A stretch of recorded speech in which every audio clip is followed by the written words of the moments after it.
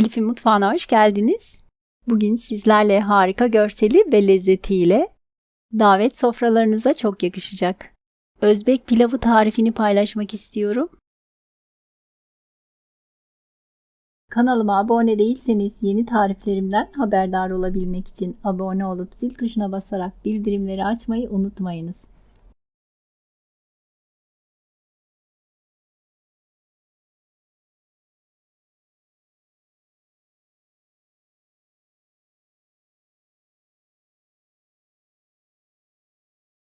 Öncelikle derince bir kabın içerisine 3 kupa baldo pirinci alalım.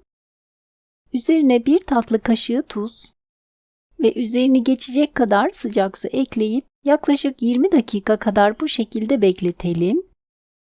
Tencereye 3-4 yemek kaşığı kadar sıvı yağ alalım. 1 adet büyük boy kuru soğanı yarım ay şeklinde doğrayıp üzerine ekleyelim. Hafifçe pembeleşene dek kavuralım.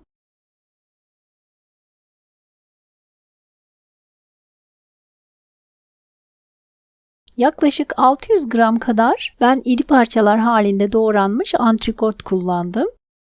Sizler isterseniz kuşbaşı et veya kuzu eti de kullanabilirsiniz.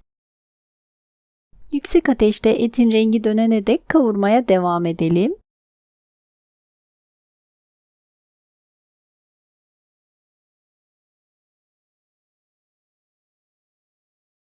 Daha sonra 1 su bardağı sıcak su ekleyip tencerenin kapağını kapatarak kısık ateşte yaklaşık 25 dakika kadar pişmeye bırakalım. Etimiz pişerken havuçları hazırlayalım. Yaklaşık 1 kilo kadar havucun kabuklarını soyarak videoda gördüğünüz gibi ince uzun olacak şekilde doğrayalım.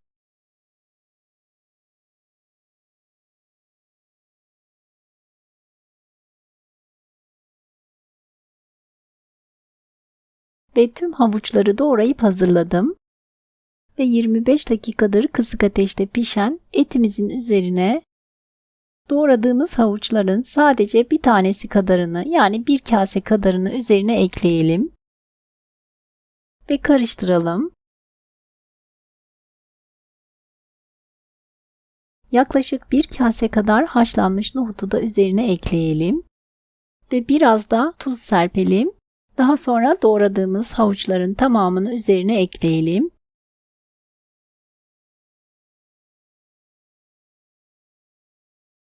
İki baş kadar sarımsağın dış kabuklarını alalım ve kök kısmını keserek yıkayalım. Ben birkaç parçaya böldüm. Havuçların arasına yerleştirelim. Daha sonra üzerine 1 çay kaşığı kadar tuz ve birer çay kaşığı kadar kimyon ve pul biberi üzerine serpiştirelim. Tekrardan 1 su bardağı sıcak suyu üzerine gezdirerek dökelim. Kapağını kapatalım ve kısık ateşte yaklaşık 30 dakika kadar pişmeye bırakalım.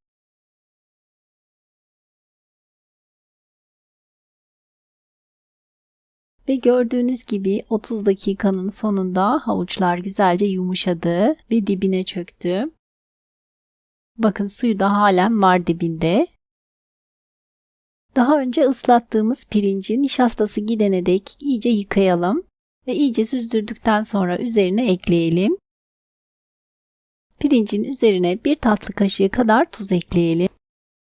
Hafifçe sadece pirinçleri karıştırarak üzerine yayalım. Bu aşamada üzerine ekleyeceğimiz suyu pirinçlerin üzerine yaklaşık 1 parmak geçecek şekilde eklememiz gerekli. Ama ben sizlere ölçü verebilmek için eklediğim suyu ölçtüm. Pirinci ölçmüş olduğumuz kupa ile 3 kupa sıcak su ekledim.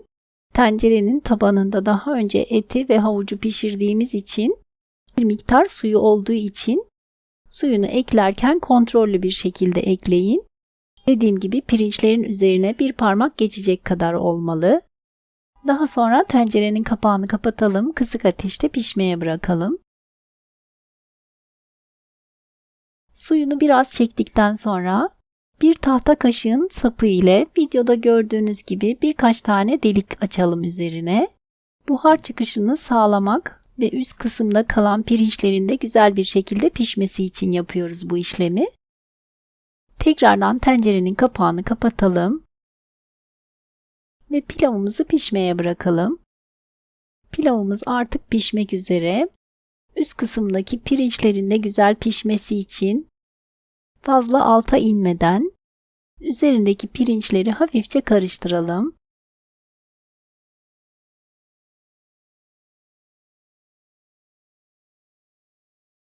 Ve tekrardan üzerini düzeltip yine tahta kaşıkla birkaç tane üzerine delik açalım.